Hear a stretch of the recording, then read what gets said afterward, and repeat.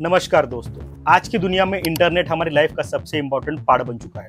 लेकिन क्या आपने कभी सोचा है कि ये इंटरनेट आखिर कहाँ से आया, इसे किसने बनाया और ये कैसे हमारी रोजमर्रा की जिंदगी को इतना बदल पाया। आज के इस वीडियो में हम आपको इंटरनेट की पूरी स्टोरी बताएंगे, जानेंगे कैसे इंटरनेट ने अपनी शुरुआती दिनों से लेकर आज तक टेक्नोलॉजी और कम्युनिकेशन की दुनिया में सबसे बड़ा चीज है। इस वीडियो को एंड तक देखिए क्योंकि आपको बहुत कुछ नया और मजेदार जानने को मिलेगा। तो चलिए शुरू करते हैं।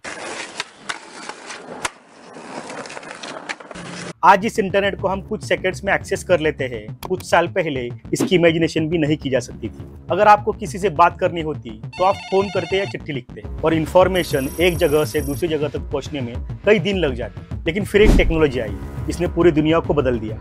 टेक्नोलॉजी थी इंटरनेट। आज हम कुछ सेकंड्स में एक दूसरे से कनेक्ट कर सकते हैं, चाहे वो दुनिया के किसी भी कोने में क्यों ना हो।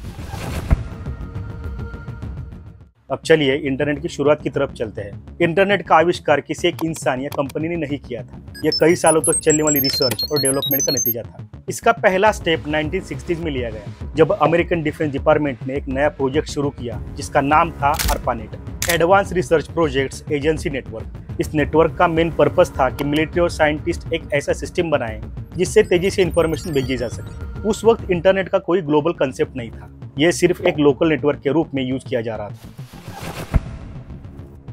ARPANET के जरिए पहली बार कंप्यूटर्स को एक दूसरे से कनेक्ट करने की कोशिश की गई। इस नेटवर्क का पहला सक्सेसफुल मैसेज 29 अक्टूबर 1969 को UCLA यानी university of California Los Angeles से स्टैनफोर्ड रिसर्च इंस्टीट्यूट भेजा गया। अब ये एक मजेदार बात है कि वो मैसेज सिर्फ लॉगिन था, लेकिन नेटवर्क क्रैश हो गया और सिर्फ एलो ही भेजा जा सका। ये पहला इंटरनेट का मैसेज था और यही से इंटरनेट की शुरुआत मानी जाती है। ARPANET धीरे धीरे रिसर्च सेंटर्स और यूनिवर्सिटी के बीच पॉपुलर होने लगा। इस नेटवर्क का यूज साइंटिस्ट अपने इंफॉर्मेशन को शेयर करने के लिए करते थे। 1970s के आते आते ARPANET में कई और नेटवर्क जुड़ने लगे और एक बड़ा नेटवर्क बनना शुरू हो गया। इस प्रोसेस में एक और एक जरूरी स्टेप था, TCP/IP प्रोटोकॉल का इन्वेंशन। इसे इंटरनेट की लैंग्वेज भी कहा जा सकता है। TCP/IP ने यह तय किया कि अलग अलग कंप्यूटर नेटवर्क आपस में कैसे कम्युनिकेट कर सकते हैं। अब इंटरनेट की बात हो रही है तो ईमेल का भी जिक्र करना जरूरी है। आज हम ईमेल भेजते हैं और कुछ सेकंड्स में वो पहुंच जाता है। लेकिन क्या आपको पता है कि सबसे पहला ईमेल कब भेजा गया था? रे टॉमलिंसन नाम के इंजीनियर ने 1971 में पहला ईमेल भेजा। उन्होंने @ सिंबल का यूज किया ताकि ये दिखाया जा सके कि मैसेज किस कंप्यूटर से किस कंप्यूटर पर जा रहा है। ये सिंबल आज भी हमारे सभी ईमेल एड्रेसेस में पाया जाता है। ये उस वक्त की बड़ी क्रांति थी। अब 1980s की बात करते हैं, जब इंटरनेट का असली एक्सपेंशन शुरू हुआ। उस समय तक कंप्यूटर्स बड़े संस्थानों और मिलिट्री में ही यूज किए जाते थे। लेकिन जैसे जैसे पर्सनल कंप्यूटर का विकास हुआ, वैसे वैसे इंटरनेट आम लोगों तक पहुंच गया। 1980s में टिम बर्नर्स-ली ने वर्ल्ड वाइड वेब का आविष्कार किया। इससे इंटरनेट की ताकत और बढ़ गई, क्योंकि इसने हमें वेब पेज बनाने और इंटरनेट के जरिए इंफॉर्मेशन शेयर करने का एक नया तरीका दिया। www की शुरुआत ने इंटरनेट को पूरी दुनिया में फैला दिया।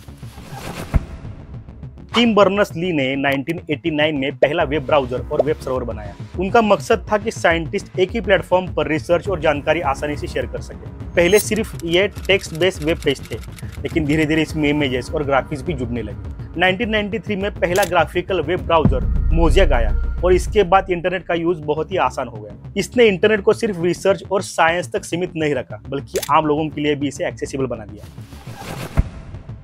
1990s में इंटरनेट का यूज सिर्फ कुछ गिने चुने लोग ही कर सकते थे, लेकिन जैसे ही वेब ब्राउजर और ग्राफिकल इंटरफेस का डेवलपमेंट हुआ, वैसे वैसे इंटरनेट लोगों की जरूरत बन गया। 1995 तक इंटरनेट पूरी दुनिया में फैल चुका था। बहुत सारी कंपनियों ने अपने वेबसाइट बनाना शुरू कर दिया था और ऑनलाइन मार्केटिंग और ई कॉमर्स का जन्म हुआ। क्या आप जानते हैं कि 1995 में अमेजॉन और eBay जैसी ई कॉमर्स वेबसाइट की शुरुआत हुई थी? ये वो वक्त था जब पहली बार लोग ऑनलाइन शॉपिंग से रूबरू हो रहे थे।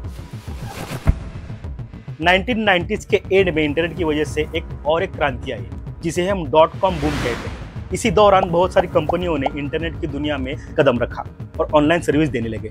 इसमें याहू, गूगल और एओल जैसी कंपनियों का जन्म हुआ। 1998 में गूगल की शुरुआत हुई, जो आगे चलकर दुनिया का सबसे बड़ा सर्च इंजन बन गया। इसी दौर में सोशल मीडिया का कंसेप्ट भी आया।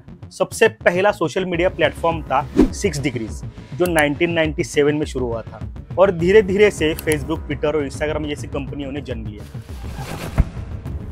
अब इंटरनेट सिर्फ इंफॉर्मेशन शेयर करने का जरिया नहीं रहा, बल्कि एक ऐसा प्लेटफॉर्म बन गया जहां लोग आपस में बातचीत कर सके, फोटोज और वीडियो शेयर कर सके 2004 में फेसबुक लॉन्च हुआ, जिसने पूरे दुनिया में तहलका मचा दिया। फेसबुक के बाद ट्विटर और 2010 में इंस्टाग्राम आया। ये सभी सोशल मीडिया प्लेटफॉर्म्स आज के टाइम में अरबों लोगों को एक दूसरे के साथ जोड़ते हैं। 2010 के बाद एक और बड़ी क्रांति आई, मोबाइल इंटरनेट। पहले इंटरनेट सिर्फ कंप्यूटर्स पर ही यूज होता था, लेकिन जैसे ही स्मार्टफोन्स आए, इंटरनेट हमारी जेब में आ गया। आज हम अपने मोबाइल फोन से ही हर चीज कर सकते हैं, चाहे वो सोशल मीडिया हो या ऑनलाइन शॉपिंग। 4G और अब 5G जैसी फास्ट स्पीड वाले इंटरनेट ने इंटरनेट को और भी ज्यादा एक्सेसिबल बना दिया। आज की दुनिया में करीब 5 बिलियन लोग इंटरनेट का यूज कर रहे हैं और ये नंबर लगातार बढ़ता जा रहा है। लेकिन इंटरनेट के साथ साथ कुछ चैलेंजेस भी आए।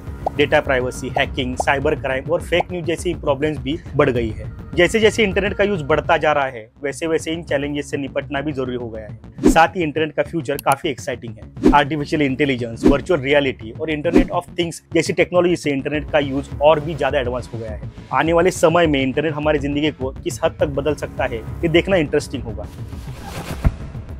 तो दोस्तों, ये थी इंटरनेट के आविष्कार की पूरी कहानी। एक ऐसा आविष्कार जिसने पूरी दुनिया को बदल कर रख दिया। आज इंटरनेट के बिना हमारी लाइफ की इमेजिनेशन भी करना मुश्किल है, लेकिन साथ ही हमें इसके यूज के बारे में भी सोचना चाहिए और डेटा प्राइवेसी का ध्यान रखना चाहिए। अगर आपको ये वीडियो पसंद आई तो लाइक और शेयर जरूर कीजिएगा और हमें कमेंट्स में बताइए कि आप इंटरनेट का सबसे ज्यादा इस्तेमाल किस काम के लिए करते हैं। अगले वीडियो में फिर मिलेंगे, तब तक जुड़े रहिए और सीखते रहिए।